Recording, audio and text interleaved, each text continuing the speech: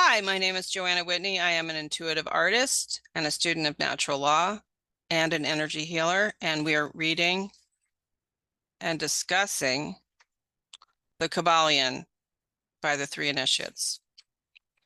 And I'm in chapter 4, the All, on page 27. And I'm basically reading the book, and then I'm going to discuss my experience with it. I've read this book many times, and I've been practicing natural law for many years, having grown up in what I would call a mystery school. And so I have been experiencing this over a long period of time and have quite a bit of an experience with it. So basically, I'm going to be reading a lot here. And in here, I just have to say, this book, this copy of this book, I have no idea what edition this is from, of this book. You could buy a copy of the first edition on eBay for about $1,500. And it's always good to have the first edition because that's before the dark occult Luciferians have had a chance to review it and then tell the author and the publisher that they can't, what they have to take out for the second edition, because they don't want the truth getting out. However, if you follow the directions that we started with in this study and have a meditation practice, you will receive any missing information through your meditation practice in time. Whatever you need, whatever's missing in here, because I have no idea what edition this is, what is missing will be supplied to you. And that's the big point of starting to have a meditation practice. If you're going to embark on initiating yourself into Hermeticism, is that this is a portal into the inner worlds. And the etheric plane, which has been occulted for many years as one of, it's the fifth element, which it's not really occulted, but it's not talked about a lot. Let's put it that way. It is what they use now for Wi-Fi and telecommunications, but it is the space in and around everything and within everything. And in Chinese medicine, it's discussed. And in Hindu medicine, it's also discussed that, there is no space. There is no negative space. Everything is filled with chi or prana. And when we inhale the air, it isn't just the air that we're inhaling, we're also inhaling life force energy. So that's what this is talking about. The all. So I'm going to just read, and when I feel like an opportunity to comment, I will, but I just want to say that each individual person has to have their own experience with this through meditation, which then evolves into other mental exercises, such as concentration, visualization, imagination, and that will lead to clairvoyance, clairaudience, clairsentience, and other supernatural, let's say, abilities that didn't used to be supernatural. These used to be our abilities, but as we become more outwardly focused, we're being trained into the world of matter as the reality instead of the inner worlds. We've lost a lot of our abilities, and we can wake them up, but it's going to take time and effort and discipline to do that. Okay, so page 27. Quote, under and back of the universe of time, space, and change is ever to be found the substantial reality, the fundamental truth. the Kybalion. Quote, substance means, quote, that which underlies all outward manifestations, the essence, the essential reality, the thing in itself, end quote, etc. Substantial means, quote, actually existing, being the essential element, being real, end quote, etc. Quote, reality means, quote, the state of being real, true, enduring, valid, fixed, permanent, actual, etc. Under and behind all outward appearances or manifestations, there must always be a substantial reality. This is the law. Man, considering the universe of which he is a unit, sees nothing but change in matter, forces, and mental states. He sees that nothing really is, but that everything is becoming and changing. Nothing stands still. Everything is being born, growing, dying the very instant a thing reaches its height. It begins to decline. The law of rhythm is in constant operation. There is no reality, enduring quality, fixity, or substantiality in anything. Nothing is permanent but change. He sees all things evolving from other things and resolving into other things, constant action and reaction, inflow and outflow, building up and tearing down, creation and destruction, birth, growth, and death. Nothing endures but change. And if he is a thinking man, he realizes that all of these changing things must be but outward appearances or manifestations of some underlying power, some substantial reality. All thinkers in all lands and in all times have assumed the necessity for postulating the existence of this substantial reality. All philosophies worthy of the name have been based upon this thought. Men have given to this substantial reality many names. Some have called it by the term of deity under many titles. Others have called it the infinite and eternal energy. Others have tried to call it matter.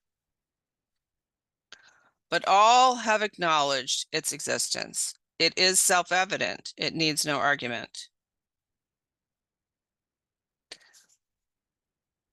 Well, I'll say, these days we have nihilists who don't believe in it, don't believe that there's anything underneath the projection of the substantial reality. We do have people who believe that matter is the plane of causality, which it is not. And we do have people who believe that there is nothing behind the caused. But the Hermetists are saying that's not true. In these lessons, we have followed the example of some of the world's greatest thinkers, both ancient and modern.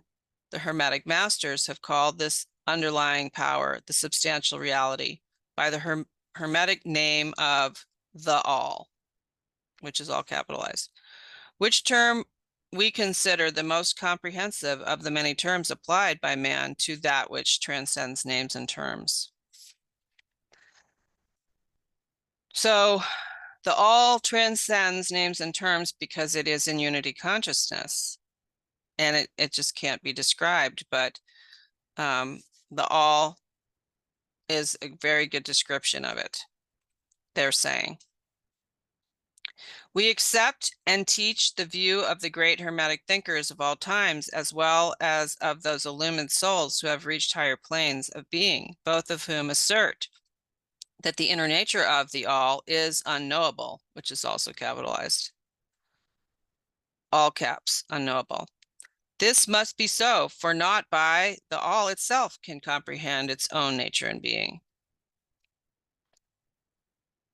The Hermetists believe and teach that the all in itself is and must ever be unknowable. They regard all the theories, guesses, and speculations of the theologians and metaphysicians regarding the inner nature of the all as but the childish efforts of mortal minds to grasp the secret of the infinite. Such efforts have always failed and will always fail. from the very nature of the task. One pursuing such inquiries travels around and around in the labyrinth of thought until he is lost to all sane reasoning, action, or conduct, and is utterly unfitted for the work of life. He is like the squirrel which frantically runs around and around the circling treadmill wheel of his cage, traveling ever and yet reaching nowhere. At the end, a prisoner still and standing just where he started. You know, I was just thinking while I was reading that, why would you need to try to figure out the all, is because we are in a system right now of slavery, and we've been in the system for millennia. So we want to figure out the power so that we can have access to it, so we can rise out of the system. And I think we miss the boat a lot of times when we do this. And I shouldn't really say we, but myself, I'm constantly trying to figure it out so that I can get out of slavery. But the real way to do that is to understand that the all exists, it is unknowable, and yet there are ways for me to align myself with it so that I can gain access to it because I was made in its image. So that is what this pursuit is about, to get out of the system, to rise above the system, to step outside of the system that we're in of slavery. And those global elites do understand this knowledge. They've kept it occulted for millennia. They are the priest class, or they have gained access to the knowledge of the priest class so that they could understand humanity psychologically and manipulate us through symbolism and images now, through live vision and the internet and the media in all forms, so that they can gain control of us and rule us from the outer. And they've created now another jurisdiction in the internet, which they believe, I think they believe they're going to be able to make different laws for it.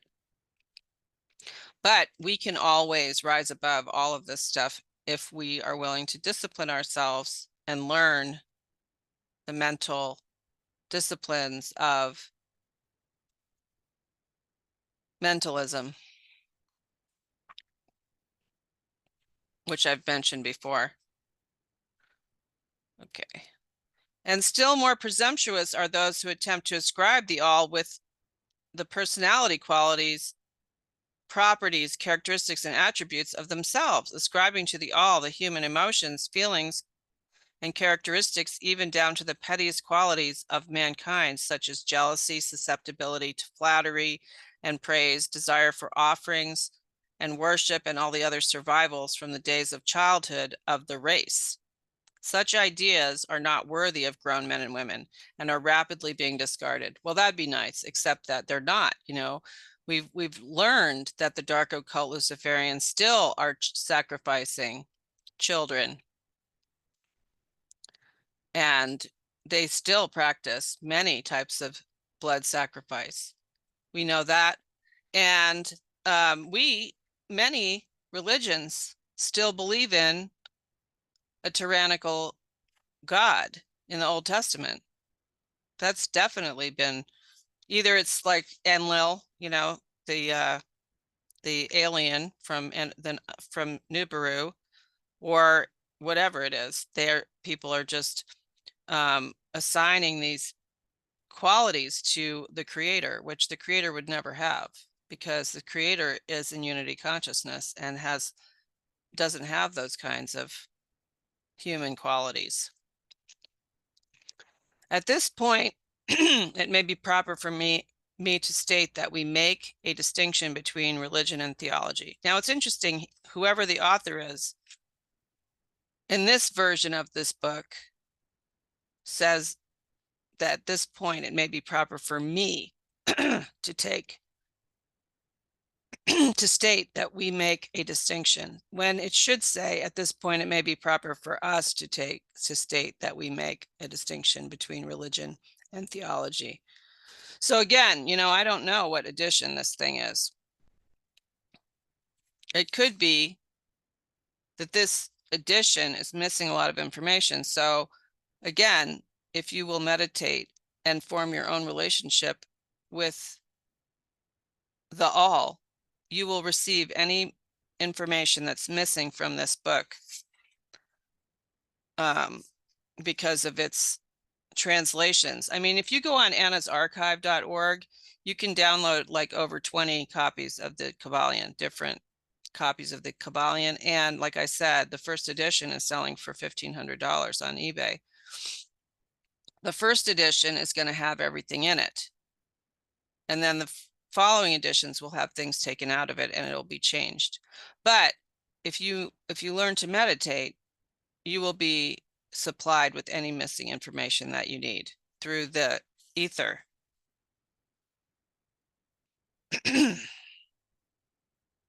So at this point, it may be proper for me to state that we make a distinction between religion and theology, between philosophy and metaphysics. Religion to us means that intuitional realization of the existence of the all and one's relationship to it. So they're talking about intuition now, the realization intuitionally. While theology means the attempts of men to ascribe personality, qualities, and characteristics to it. Their theories regarding its affairs, will, desires, plans, and designs, and their assumption of the office of middlemen between the all and the people.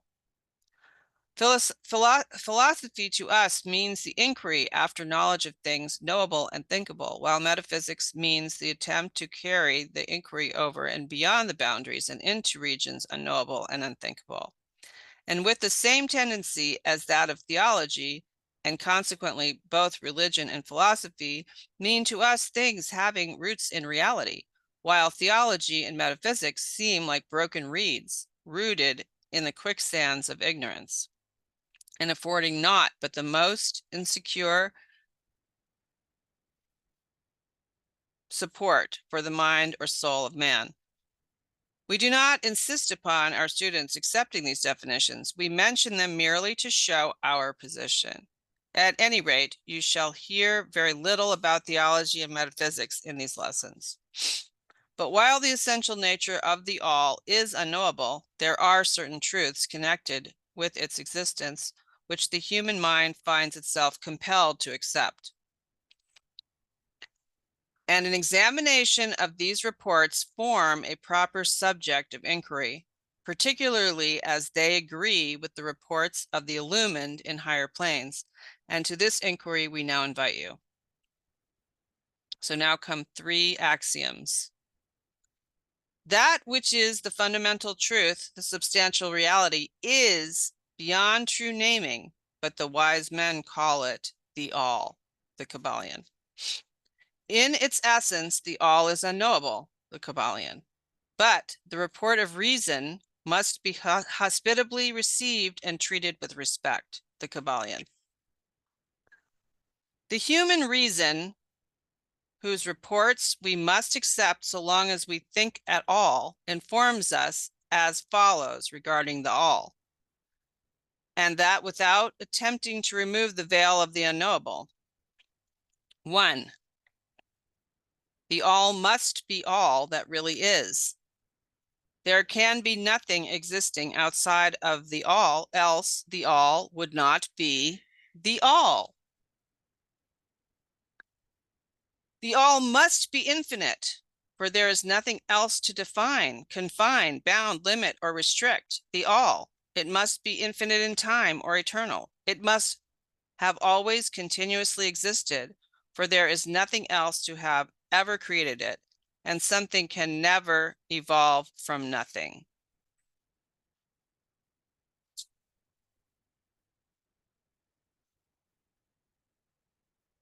And if it had ever not been, even for a moment, it would not be now. It must continuously exist forever, for there is nothing to destroy it, and it can never not be, even for a moment, because something can never become nothing. It must be infinite in space.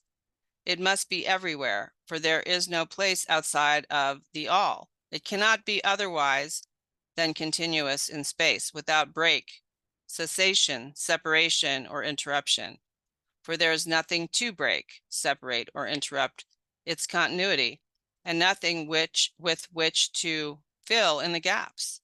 It must be infinite in power, or absolute, for there is nothing to limit, restrict, restrain, confine, disturb, or condition it. It is subject to no other power, for there is no other power. So that's pretty interesting, right? That's kind of like the yin and the yang, because it kind of defines the Christian belief that there is a negative adversary that should be expelled. It's basically saying that it is everything or else it is nothing. It is saying that there is nothing in it that shouldn't be in it. Therefore, evil and horrible things all are part of the all. I mean, if you think about it, what we stated earlier, birth, growth, decay, and death are part of the all, the law of rhythm, which is part of the all. So it's the decay and the death that I think we're currently witnessing. However, I mean, there is another thing that I'm going to just put out there, that may not be part of the all, and that may be fear. It may be like the intellectual fear that is created in the mind of the person that causes the person to act in an evil way. Where does that fall? Into the all? But if the all is everything, then that must be part of it. It must be part of decay, breaking down. Like what we're going through right now in society, our society reached its height and now it's in decline and death. So this must be part of it. And if I'm just a unit of the all, you know, in the mind of the all, then me going through whatever I'm going through as I experience the death and decay of society is just what people go through during this time. But if I can understand and embody that truth, that everything that is happening is in the mind of the all, then I might be able to let go of my fear. And then I don't have to participate in that which I see. And I can align myself with the higher. If I'm not acting out of fear, and that becomes my cause, and then the effects that fly back at me are negative, by aligning myself with moral principles, then I might be able to glide through this decay and death time with less reaction, if I can embody this. 3, the all must be immutable, which means not changing, or not subject to change in its real nature, for there is nothing to work changes upon. For there is nothing to work changes upon it, nothing into which it could change. I'm not reading this right. Let me just read this again. Let's see here. The all must be immutable, or not subject to change in its real nature, for there is nothing to work changes upon. There is nothing to work changes upon it, nothing into which it could change, nor from which it could have changed. It cannot be added to nor subtracted from, increased nor diminished, nor become greater or lesser in any respect whatsoever. It must have always been and must always remain just what it is now, the all. There has never been, is not now, and never will be anything else in which it can change. The all being infinite, absolute, eternal, and unchangeable, it must follow that anything finite, changeable, fleeting, and conditioned cannot be the all. You know what this reminds me of? I heard this thing one time. It said, everything will be okay in the end. So if it's not okay, it's not the end. That's what I was just reminded of. Okay. And as there is nothing outside of the all in reality, then any and all such finite things must be as nothing in reality. Man's law. If you're freaking out, just go out in nature. Just go in the woods. Watch nature. Everything's fine in nature. I mean, there's things happening in nature that man have caused, with chemtrails and stuff like that, but nature adapts to these changes. So, that's what I do. Like, I just get away from the internet and the media and go in nature.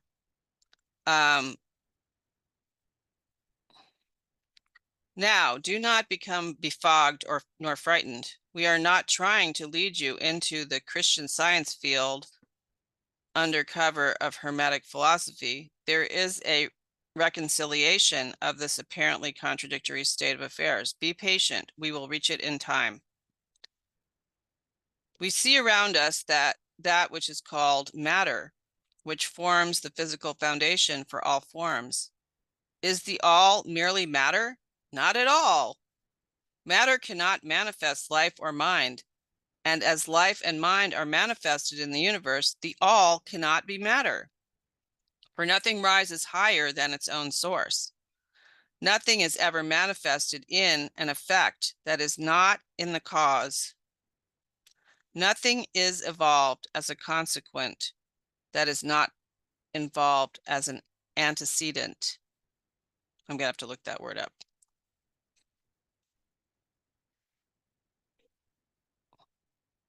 And then modern science informs us that there is really no such thing as matter. That which we call matter is merely interrupted energy or force. That is, energy or force at a low rate of vibration. As a recent writer has said, matter has melted into mystery. Even material science has abandoned the theory of matter and now rests on the basis of energy. Isn't that weird? This was published in 1911, and energy healing has just now become relevant. I'm just going to look up antecedent here for a second, if I can.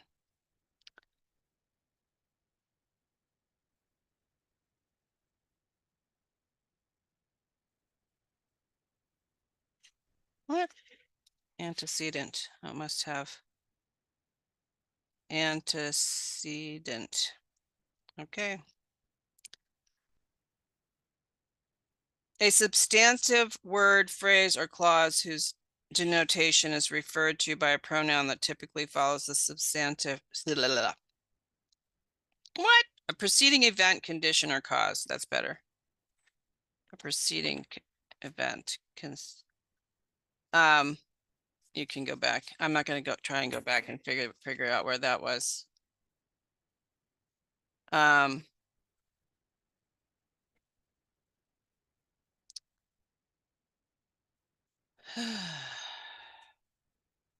then, okay, energy. Yeah, okay.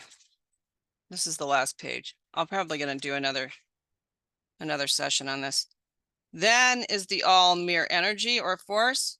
Not energy or force, as the materialists use the terms, for their energy and force are blind, mechanical things, devoid of life or mind.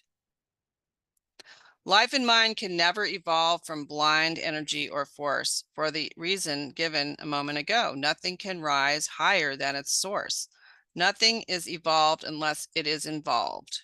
Nothing manifests in the effect unless it is in the cause. You got to think about 1908. You know, this is like the beginning of the Industrial Revolution time. We were still quite rural. We were growing our own food. We didn't have a lot of mechanism. Now we're of extremely mechanistic society, whereas now but they're very they already can see it coming when they write this, for sure. And so the all cannot be mere energy or force, for if it were, then there would be no such things as life and mind in existence. And we know better than that, for we are alive and using mind to consider this very question. And so are those who claim that energy or force is everything. Those are the mechanists. What is there then higher than matter or energy that we know to be existent in the universe? Life and mind, capitalized. Life and mind, capitalized. Life and mind in all their varying degrees of unfoldment. Then you ask, do you mean to tell us that the all is life and mind? Yes and no is our answer. I love this. If you mean life and mind as we poor petty mortals know them, we say no. The all is not that. But what kind of life and mind do you mean, you ask? The answer is living mind. As far above that which mortals know by those words, as life and mind are higher than mechanical forces or matter, infinite living mind as compared to finite life and mind. We mean that which the illumined souls mean when they reverently pronounce the word spirit. The all is infinite living mind. The illumined call it spirit.